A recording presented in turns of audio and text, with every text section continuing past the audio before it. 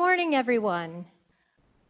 I hope everyone's excited for the holiday weekend ahead and that most of us are off for the weekend. Glad that you're joining us this morning because I have the pleasure of introducing one of our graduating PGY4 residents, Syed Mehdi. Syed came to us in 2015 after finishing a research fellowship at the University of Miami Miller School of Medicine and also an epilepsy and EEG training program right here at the Cleveland Clinic, the enemy. Not really. And right now, in his fourth year, he's devoted his time to doing our public and community psychiatry fellowship. And in that fellowship, he's engaged in a number of scholarly projects. He's also been involved in our access clinic that launched this year. And he's going to take his accumulated knowledge and leadership training and experience in that program and take it with him to New York, where he'll be completing a geriatric fellowship next year. And this morning, he's chosen a really interesting topic that I don't think we have a whole lot of exposure to other than some didactics that the fourth years do. He's going to be talking about psychiatry and religion. So please give a hand here to Syed Mehdi.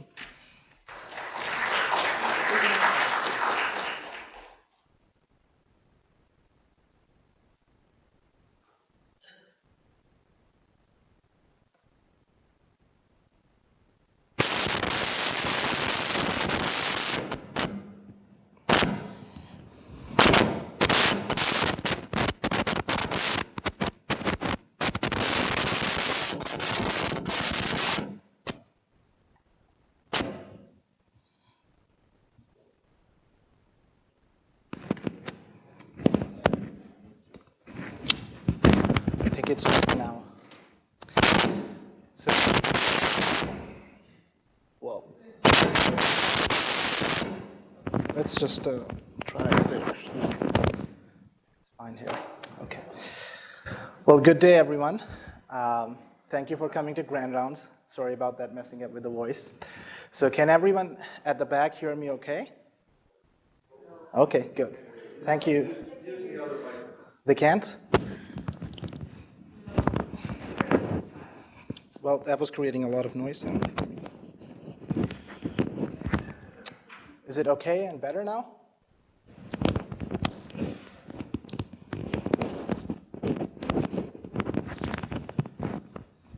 How about now? Well, maybe I have to turn my face down a little bit. Okay. Is it better now? Okay. Thank you for the introduction, Dr. Cerny. So while I was thinking about what I should talk about psychiatry and religion, it's a broad topic, and a lot of things can be said about this topic. But what I thought would be interesting for us to talk a little bit more and learn today is the relationship that psychiatry and religion had throughout the course of time, and then take a look at how that relationship evolved over the course of time. So before I start, I want to say I have no actual or potential conflict of interests. So we'll start with some of the basic definitions to have some kind of framework where we can build our further knowledge. We'll dive into the psychology of religion. We'll talk about what were some of the origin of the conflicts and how this study of the psychology of religion led to the road to better understanding. We'll talk a lot about the variations of religious or faith-based ideologies. Religion is a broad topic. Everyone has different opinions about it. There are different definitions about it. But the key to understand religion is through the broader perspective and look at it as a big picture. We'll talk about several fields of science that have talked about religion and helped us better understand it. So the way when I was trying to come up with this topic was I thought that it's good to have a comparison between psychiatry and religion, especially about the criticism of psychiatry and religion, because I think that the criticism of both the fields have helped bridge the gap between the two. And having a common enemy, I think, really helped the two fields become more friendly towards each other. Briefly, we'll talk about the current and the future trends in this relationship path. So let's start with the definitions. So again, why the definitions are important? Again, religion is a diverse topic. If you move from one part of the globe to the other part of the globe, definitions will change. There's a lot of politics involved, and that changes our understanding. Definitions vary from individual to individual. That's in the same town, living in like 50-mile radius, same ethnicity, but people with different religions and different understandings about religion. And that's true of scholars trying to study religion. The complexity of definition is such huge that it makes it hard to study religion, because most of the studies are based on surveys. And so when they give the survey to the patients or population, everyone has different understanding, and it's hard to devise a good survey. There's a lot of work being done by different organizations. And I'm going to use World Psychiatric Association's definition of religion, which is defined as ideology that has developed around the assumed existence of a supernatural authority. Again, it's not a universal definition, but I think it provides some which we can understand religion for most of the religions I think that we see around the world. Again, most psychologists view religions something as very broad, multifaceted, that encompasses both the individual and institutional levels of analysis. I think it's important that we talk a little bit about what is the concept of authority or God. It's something that's not perceived by senses and is impervious to the empirical studies. So it's kind of like out of the question of domain of science to discuss God. And this concept is like different in different cultures. People use different names for the authority. So that brings us to a topic as to what is spirituality. Again, this is a very broad topic, and the concept has evolved over the course of time. When I was doing some research, I found that the word actually drove from the word spirit in Christianity. But however, the concept has changed over the course of time, and there are different types of spirituality that we now understand, which may include humanistic spirituality, transcendent spirituality, religious spirituality. But generally, I think the two terms were used as one in the past, but there is a split in the language now. And I think there is a role by secularism and the growing disillusionment with the religious institution that now we use spirituality as a different term. There's also contribution from religious traditionalists or fundamentalists who kind of moved away from spirituality. That also led to the separation of the terms. But I think the key point is that it's kind of like injustice to religion if we separate spirituality from it. So since we are just discussing religion here, so I will encompass spirituality with religion, and when we'll talk about the variations, we'll see how that differs from different parts of or understandings of the religion. So again, I compared the two. That's our current understanding of what spirituality is. I put in certain elements because again, religion is broad and generally includes spirituality within it. So spirituality is more individualistic. Religion is thought to be more institutional. It requires a deity, whereas spirituality requires some kind of other higher power, not necessarily a god. Okay, religion is usually for people who are scared to go to hell, whereas spirituality is for people who have already been there. Okay. So dichotomizing religion and spirituality is very difficult to do. Again, as I talked about, religion has broader concepts and meaning. And most of the work that's done in America, people were forced to include that as a part of religion because most people in the United States identify and consider themselves both religious and spiritual. Again, psychological concept, because most of the psychologists from a century ago, when they were talking about religion, they didn't exclude spirituality from their understanding of religion. Okay, there's a new term known as spiritual but not religious. It's a term that usually came in more practice after World War II. And Kenneth Pargament, who's been doing a lot of work on psychology of religion and religious struggles, said that defining one as good and the other bad is actually poor science.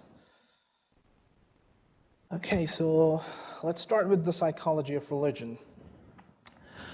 So we know a lot about what Freud said about religion. As a father of psychiatrists, his concepts are usually prevalent in our mind.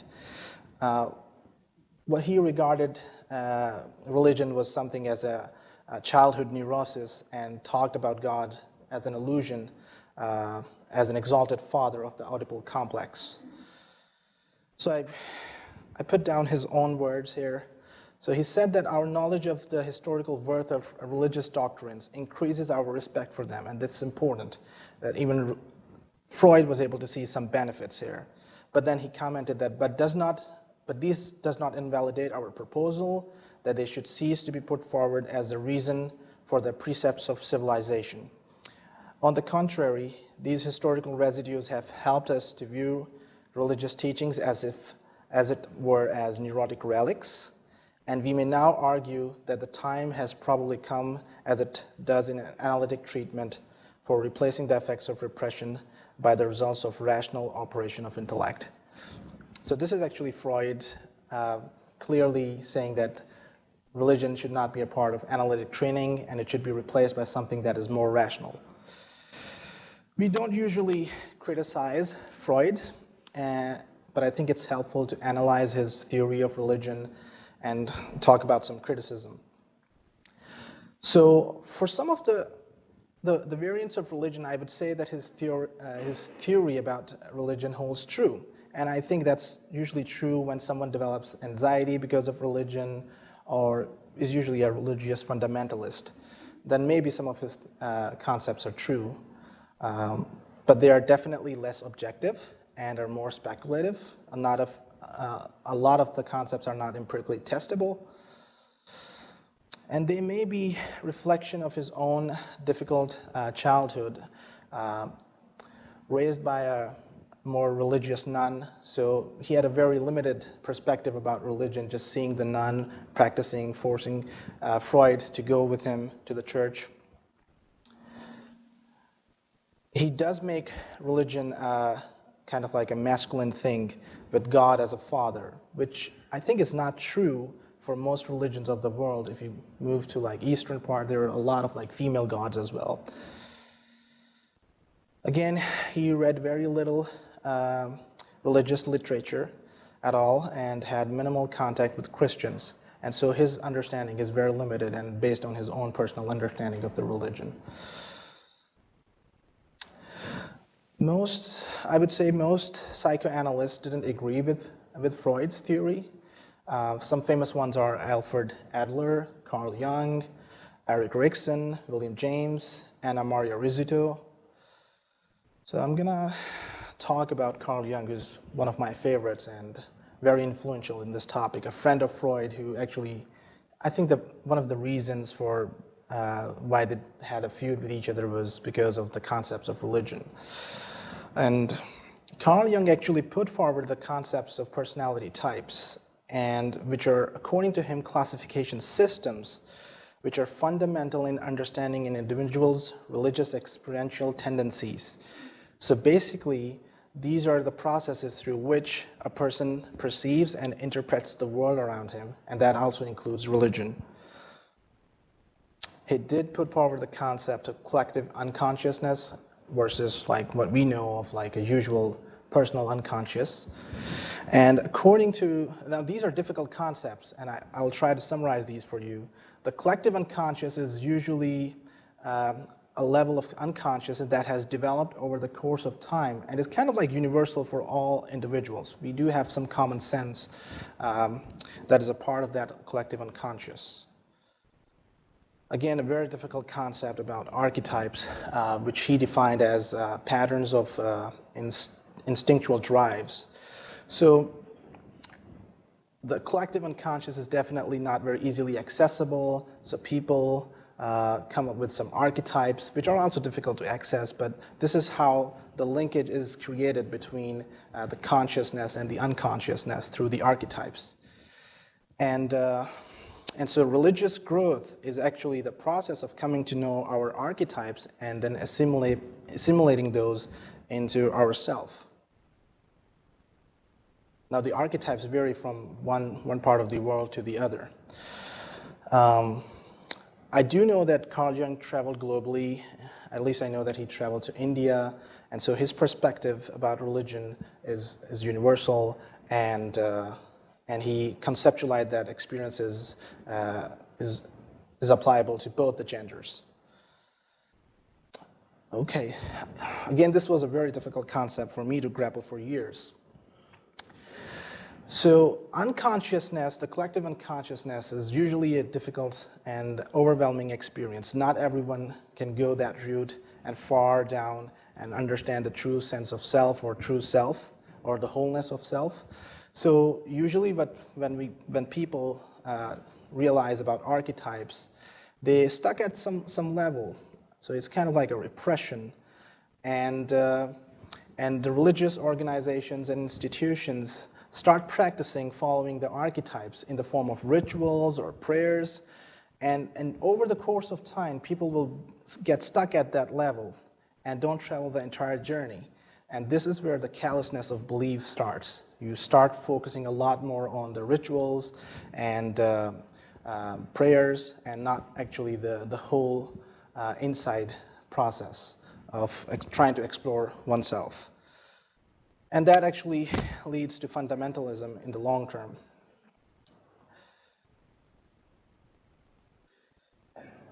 Okay, so this is what Jung wrote. Since his concept of religion is not just like praying or what we usually know, it's an entire journey to know the whole about self. So it's something that is very important for individuals, and if people have not done this in the earlier part of their life, what he commented is that was that among all my patients in the second half of life, there has not been one whose problem in the last resort was not that of finding a religious outlook on life. Okay, let's talk a little bit about his theory. So he related psychological development to religious experiences in the lives of all people. So regardless of the race or religion or the country or gender, which is useful. His personality type was so good that it led to the development of Myers-Briggs type indicator, which is widely used, and it's kind of like valid. He was very influential and really moved the psychology of religion forward. But again, I think his concepts were very less empirical and very metaphysical. I know some people have called Jung as psychotic. So these are difficult concepts and even more speculative than Freud. Okay, William James, again, another psychologist, is considered to be a father of psychology of religion. He struggled a lot in his life, and religion really helped him cope with the struggles in life. And so he wrote a lot about religion and gave a series of lectures which are known as the varieties of religious experience in Harvard. The major thing that he talked about was how religion is used as a healthy mechanism, or how sometimes it can lead to a sick role. He did talk about the other communal aspects of religion and dogmatic kind of religion, and usually wrote negative about it. Again, analyzing him, he talked about religious experiences, but his understanding of religion was limited. Um, he didn't talk about a lot of religions, and so very specifically talk maybe about Christian religion. Even though there's good and bad in communal religion, he talked mostly negative about it and didn't see anything positive. Erik Erikson is another famous one. He developed a field called psychohistory, in which he analyzed various spiritual leaders and their journey of their spiritual struggles. In particular, he wrote about Mahatma Gandhi and Martin Luther King, how they both struggled while they were trying to analyze themselves and really know about themselves, and but ultimately became great leaders. Okay, let's talk about the variants of the religious or faith-based behaviors. So this is actually what is developed by World Psychiatric Association, this classification. They usually start with the normal religiosity. Again, this concept varies universally, but there are few characteristics or essentials for most of the religions that are common. So I put forward those, and so I think according to the religious scholars, these are essentials for someone who's starting a religious journey. So without them, usually it's not a good journey that you're going to be moving in. So the first core essential is open-mindedness. So believing God is a personal conviction, and the respect of others, that is kind of like inbuilt. We don't know about God. If everyone claims it, I'm not sure what we have to say about that person, but we usually have our own understanding of what the God is, and so we have to be respectful of others' belief. I did put down some quotes here and scriptures text that I copied, and I'm not going to go through them in detail, so maybe it's good for you guys to read it. They're in the handouts. Another core essential is the use of intellect. And again, according to most scholars of religion, the concepts of religion, especially the standards to practice, have to change over the course of time. And there will be a lot of callousness if they don't change it or don't evolve it. There will be no need of the religion. So the concepts will change as our understanding of the natural world change. And it's a must. So that leads us to a question whether there's a conflict between science and religion or not. And I think the fair answer is no. Because many famous scientists we see in the past and present are religious, and that doesn't conflict with their practice of science.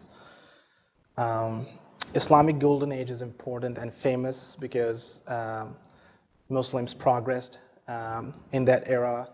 And usually it is said that it was their religious teachings that encouraged them to study religion. And even nowadays, we see a lot of religious movements who are working and trying to bridge gap between science and religion. So as per the USA National Academy of Science, science and religion are actually based on different aspects of human experience.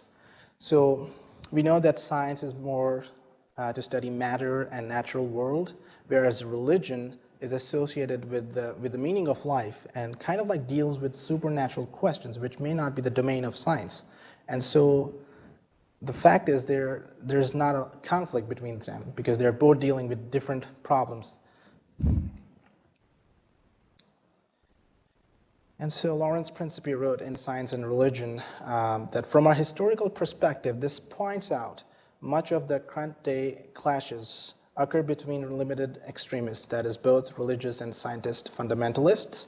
And that I think says a lot about, because religion is a broad concept and usually there shouldn't be a conflict, but if there is a conflict, that's usually from the two extreme sides. The concept of modernization and the jurisprudence, I think it's more an Islamic word, the jurisprudence, but I think the same concepts are in other religions as well. It's another important essential. It's kind of like revising the old concepts of religion and assimilate them in the modern practice of the world. Free will is an important core essential for religion, I would say for normal religiosity. Humans are created with free will. Historically, religious struggles originated actually to liberate humans from tyranny and control of other humans. And so the first step is to have a free will. Incertitude is another one. So by definition, faith implies some uncertainty. As again I said, God is an ultimate mystery. And so a believer, by definition, is a questioner and is constantly meditating and trying to figure out the realities of life and the truth about God. Another cornerstone of religion is morality. Again, the concepts may change over the course of time. Our understanding of morality will switch from time to time. And so it's important for anyone who is to be religious, according to the religious scholars at least, to be at the highest standards of morality of that time. So again, I want to mention that it all sounds good about normal religiosity, but everything is not like all good or bad. And people have wrought a lot about some of the struggles that people have in this normal religiosity. So there's some negative as well. So there are some non-pathological variants, such as hyper-religiosity. Agnosticism is a type of it. Some people might argue that it should be classified as something independent of religion. But usually an agnostic is a person who claims neither faith nor disbelief in God. And then there is hyper-religiosity. Usually this would include traditionalists or fundamentalists who believe in very strict religion. They have literal interpretation of science and religion and scriptures. And this varies in severity. I would say in the extreme form, I would say religious fundamentalism is abnormal. I like to call them pathological as well. I'm not sure if we are at this point right now. And then there are irreligious people, such as atheists. Again, different types and different classifications. Some, again, might say that this should be classified independent. Some people might say that this is a religion or a faith itself. And there are different types of it. Intellectual atheists, maybe Stephen Hawking might be an example. So again, I don't like to classify individuals because there is a lot of overlap. And then there's certainly some abnormal or pathological variants. Faith coagulation, I would say, is an extension of religious fundamentalism. The key point here is that it's not just limited to one religion or one faith or one ideology. It's a process that happens with anyone in any field or any ideology, following any ideology. So here you see, I think these are people from ISIS. These are Christians who were classified as fundamentalists. And these are I think communist Chinese and Starling from Russia. These were atheist movements. And then there are some psychopathologies, religious psychosis, a lot of delusions, OCD, anxiety disorders that are considered pathological and abnormal. So that brings us to a question: is generally religion a normal thing? And we have to look at it through different perspectives, including psychology. We did talk about it a little bit. What does evolution say about it? And then what are different fields of science saying about is religion normal? Why there is religion? So psychologically, again, we talked about it, but meaning in life is an important thing that all of us individuals, we believe psychologically, should have about certain things. And it's kind of like a fundamental motivation for every individual to find meaning in things. Let's say matter may fill life, but it does not fulfill one. And so religion actually does provide a stable psychological route for this very journey, as it deals with all life situations from morality to the purpose of life. Again, there are struggles in it. So it's one of the ways through which people find meaning, and it's helpful. Friedrich Nietzsche is a very famous atheist philosopher who wrote a lot about, basically he was more of a critical person to religion. But even he identified this need of having some kind of faith-based structure or ideology through which people can drive their meaning. And he wrote that when one gives up Christian faith, one pulls the right to Christian morality out from under one's feet. This morality is by no means self-evident, and so by breaking one main concept of Christianity, the faith in God, one breaks the whole. Nothing necessary remains in one's hand. I know Voltaire was another famous philosopher, and he commented something that most of the current moral structures that we have are also assumed from older religious practices. And so there's always something through which people derive meanings in morality. And if we are replacing something with religion, we got to come up with something. I know there's like secular humanism, so it's kind of like the same psychology that's running between religion, and there's a comparison between secular humanism and religious philosophy here. One is replacing the other. So I don't have a lot of data for you guys today because a lot of stuff is more literature-based, but so you can see that most of the people in the world are following one religion or the other, and it's because it's a psychological need.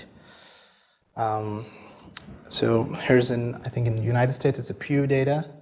You can see that unaffiliated people are increasing, but it's interesting to note that these people are also holding to some kind of ideology, and we are using more spirituality nowadays. So if we break it down, we'll know that people are still using some kind of ideology or spirituality at least. But worldwide, I think religion is kind of like increasing in numbers. It's because most countries are suffering economically and there's struggle going on. And when there's struggle, then people definitely move to some kind of religious faith to cope. Okay, genetics. A gene was identified, which is called God gene. It's a VMAT type 2, which is a vesicular monoamine oxidase transporters, synaptic vesicle regulator in the presynaptic vesicles. And it was found to be associated with some kind of spiritual or mystical experiences, which made a genetist called that faith is hardwired in our genes. And there was a genome-wide study that was done in Amsterdam that also shows that genetic differences play a role for differences in meaning in life between individuals. Again, there's a lot of other factors that are involved in regulation of the gene expression, such as environment, our diet, our culture. And so, talking about some of the brain studies, very limited have been done, and the sample size are usually small, and most of the studies are studying only one or two religious experiences. So it's hard to come up with a definite answer which part of the brain is involved. I put down some findings from different studies. Magnetic stimulation of the temporal lobes elicited experiences of God. I think it's also the same reason why temporal lobe epilepsy causes psychosis, and that are usually religious-based psychotic beliefs. PET scan studies were done comparing the nursery rhymes versus prayer, and it found that prayer was more involved with complex cognition, versus the emotional ones more located in the limbic region. Another study was done in the Buddhist folks praying versus at baseline, and here you can see that Those who were meditating, they were using a little bit more of their frontal lobe. I think it's because they were focusing a lot more and their concentration was high. So again, different beliefs associated with different structures. The summary is that not a single area of the brain is involved or associated with religion. There are usually multiple networks that are working. Again, talking a little bit about the neurotransmitter, the vesicular monoamine oxidase transporters, which are regulating levels of the transmitters such as dopamine, serotonin, and norepinephrine. Again, limited studies have been done so far. Serotonin and the serotonergic receptor density was associated with spiritual acceptances. Dopamine, again, associated with different religious activities. And this is a growing area of interest because a lot of work is being done here at this level, trying to see if MDMA or psychedelics or psilocybin mushrooms can elicit spiritual experiences that may help different psychopathologies. So I want to talk about this person who said, neurotheology is important in part because early religious practices helped develop our brains to begin with, and religion actually played an important role in human evolution. It's funny how people want to separate the two, but in fact they're intertwined. So religion has been there for a long time, and the way usually evolutionary scientists have talked about religion is usually by dividing it into two categories, or trying to answer two questions about the origin of religion. That is, are we inherently biased to believe, or is religion developed as a need? There are two schools of thoughts in evolutionary scientists. One type is more biological, the other one are more social scientists, and so they both have different perspectives about it. But usually, again, as that neuroscientist said, we know that brain actually wanted to develop some kind of structure or process through which we become more social or more moral. And so it gave rise to maybe to religion. But then what religion in turn did, since we were using that part of the brain more and more as we were becoming more religious, it kind of like helped us grow that part of the brain. And so both helped each other in nurturing each other. Okay, these are our forefathers. I think they are Homo sapiens. So you can see in this wilderness, one is trying to protect the others as they're eating. And they should leave something for this third person. And so they come up with some rules and regulations so that they can live happily and without any trouble. And so religion maybe came as a product of that. The important thing is that since these are usually selfish goals, and someone can break the rules, and so they came up with the idea of God maybe, that the laws are being given by some divine, and so it's obligatory upon us to practice those so that one doesn't break the laws. Justin Barrett commented that it's our basic garden-variety cognitions that provide the impetus for religious beliefs. She did a lot of work, and you can see that this is a river flowing, and then when 3-year-old kids in an experiment were asked, they came up with some interesting answers, but everyone was, such as like I would say one answer was, rivers are flowing so that we can play in it, or so that we can go fishing.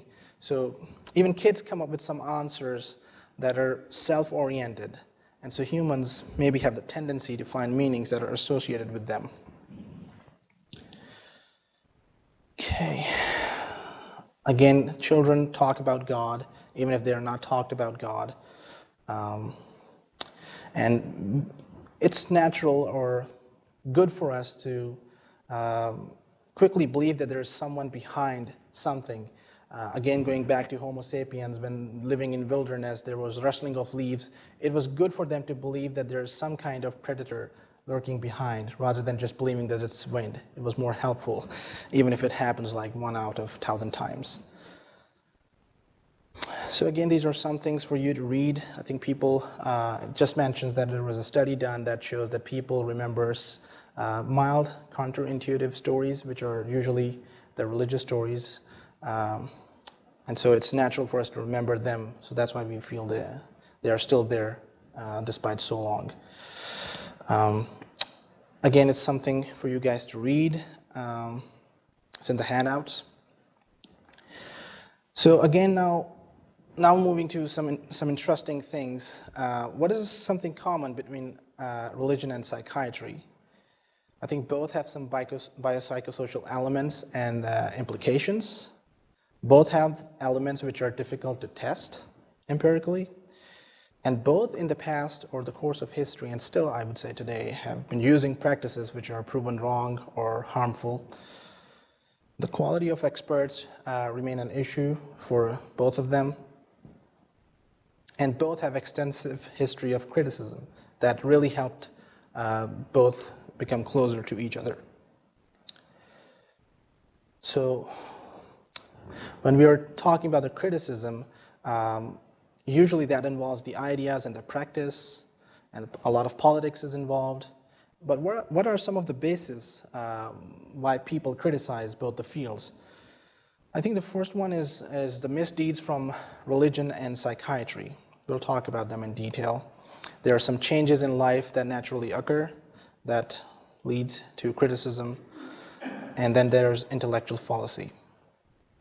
So talking about the harm, a lot of harm has been done by religion in the name of wars. I would say it's more with fundamentalism. People used religious practices compared to like medical practices such as exorcism. Then again with psychiatry, we've been doing a lot of practices that were proven harmful, such as frontal lobotomies. So this is just to show you some harm that's been done. That's frontal lobotomy being done. Again, a lot of harmful activities done by both. They both have been involved in controlling, or I would say snubbing, individual rights and freedom. Oppression of various groups, such as of females and LGBT community by religion is famous. Similarly, we have civil commitment issues. We use physical and chemical restraints. Again, you can see this is like forcing females to use veil and then locking up people. Both have been involved in a lot of political abuse.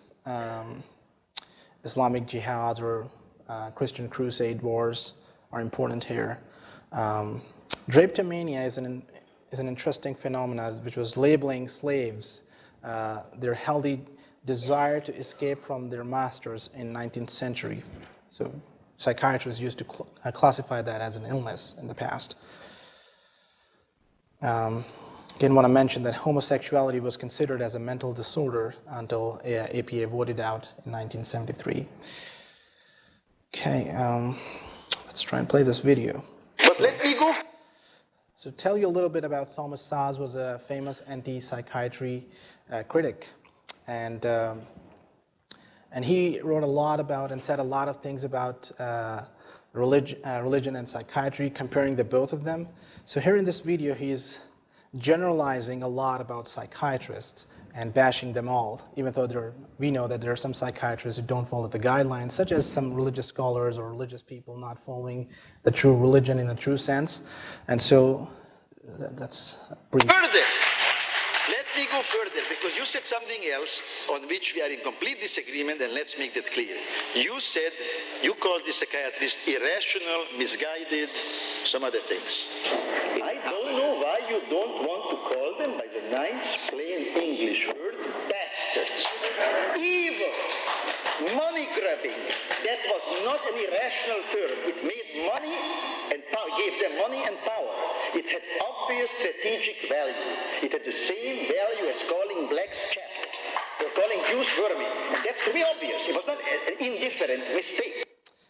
Again, he was calling psychiatrists as bastards, money grabbers, and the other person was trying to tell him that you're just generalizing some bad practices to the entire field of psychiatry. Okay, so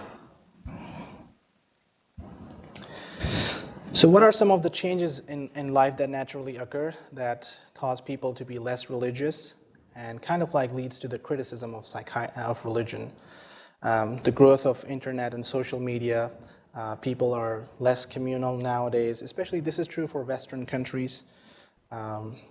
We need instant gratification, so we're not following the traditions of religion, maybe praying or meditating that takes long time to find instant gratification. Meditation may be an example here too, which is difficult to do. Again, we are less community focused. You're famously called the Generation Me. We always talk about ourselves, where religion is like more thinking about others as well at times. There's a lot of political backlash. Young people especially think that religion is kind of like entangled with conservative politics, and they think this is what happens when you mix religion with politics. And we've been working too hard, so it's hard for us to practice and go for prayers. Maybe that also explains why people are becoming less religious. I'm not fasting today because I have to present. And then let's talk about intellectual fallacies. What are some of the bases? Sometimes I think when people are criticizing religion in general, they may have some kind of political bias or political motive, such as radical atheists. They may misquote science and try and prove that science is adversarial towards religion. There might be psychodynamic explanations, and it's famously called neurotic denial of God, especially for those people who were grown up in homes which were very strictly dominantly religious and intolerant. Text can be misinterpreted. Again, there are various reasons for it. We may use our intuitive part of the brain versus our logical deduction methods. So here's a question.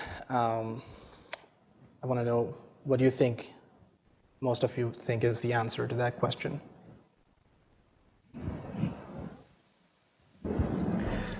Okay, can anyone say what I think is the answer? I'm sorry? Yes, you're right. So maybe you're using a lot more logical part of the brain. But I think a lot of other people may come up with 0.10 as an answer, which is an intuitive style of thinking. So when we are reading text, sometimes we use intuitive part of the brain, and we may come at wrong conclusion. Very good, Dr. Ronis. Texts are very complex. Huge volumes are there. I want to give an example of slavery, and I can talk more about Islam because that's my religion.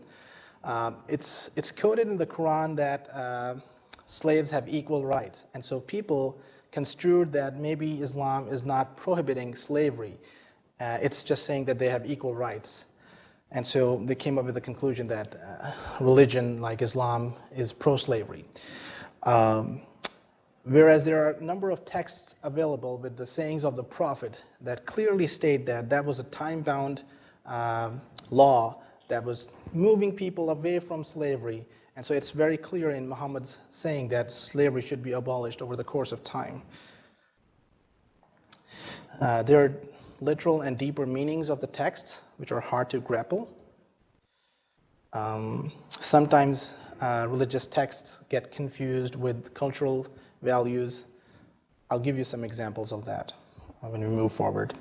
And through the course of time, we know history has changed the text over time, and there are different narratives over the course of time. So, okay. This is a verse from Quran. It says this, females on half in the inheritance. And so people, even nowadays, believe that females should be given half of the inheritance property. Whereas there is another verse in Quran that says that we created males and females as equal to each other. So naturally, that the first one cannot be true if the other is true. And so the modern jurisprudence, they came up with the conclusion that that was time limited, and especially in the culture where females were not given anything. And so the process was to move away from that practice. And now, since we recognize that sexes are equal and females are working, equal rights should be given and practiced. And so you can see how easy it is for anyone to come up with wrong interpretations. Then there are some philosophical arguments or bases of us taking the text as wrong.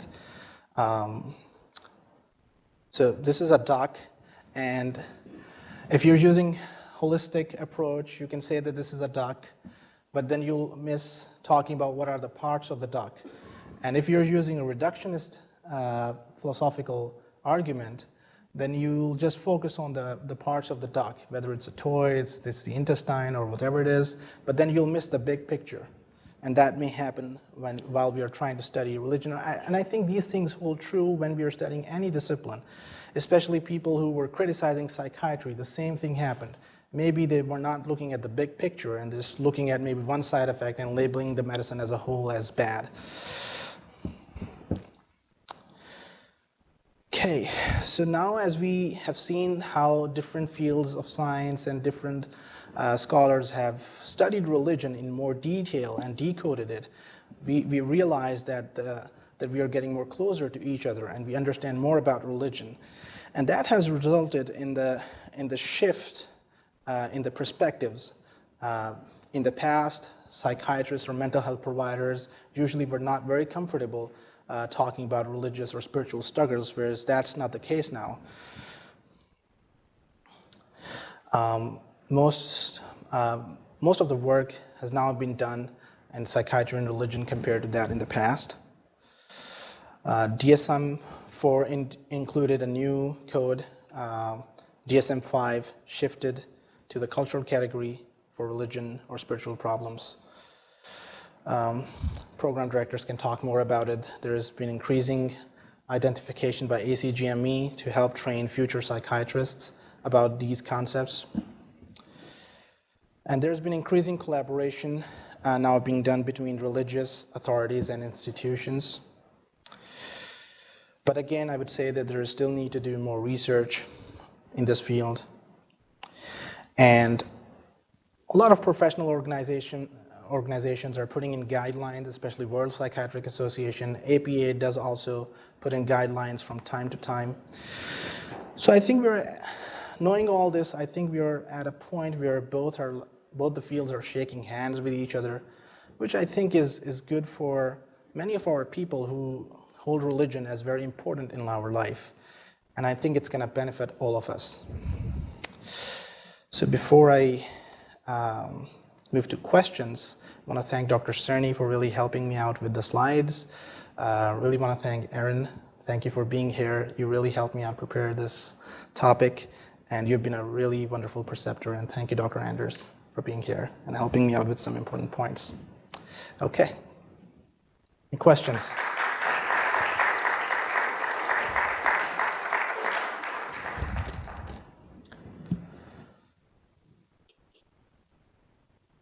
It's a difficult topic. I know yes. How did your study of this topic affect how you interact with patients about religion? So I would say it has affected more my psychotherapy practice, where I'm learning more about people, and then a lot of struggles, for one of my patients especially, a lot of his struggles are, if we decode his life in more detail, are related to religion. And so I think it has made me more empathetic towards religious or spiritual struggles. And I think knowing a little bit more about religion has really helped me let them know that maybe this interpretation can be wrong. So if it's causing some anxiety to you, maybe you should rethink about it, or maybe you should consult with your religious scholar, or so that may help you find some solutions to the guilt that you have. So I think I'm at a point where I can kind of like identify some of the wrong interpretations.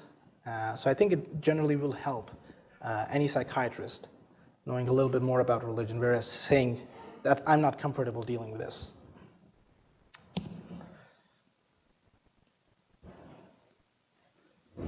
Yes, please. You raised a million questions, actually.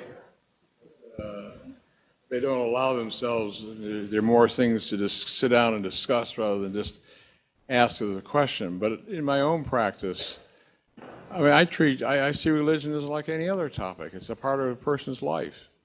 That's true. You talk about it the way you talk about any other aspects of life. You're not you don't agree with it, you don't disagree with it, you're hearing what place it has in their existence and how that works. I mean, when I try to think about the only instance I can think of offhand where I might take a position that sounds somewhat critical of the religion would be that which is recognized by the Catholic Church as over scrupulosity. The Catholic Church recognizes within its members that there can be a kind of over attention to the detail which destroys life and life's advantages. And so that is a term when I'm dealing with Catholic patients where that's present.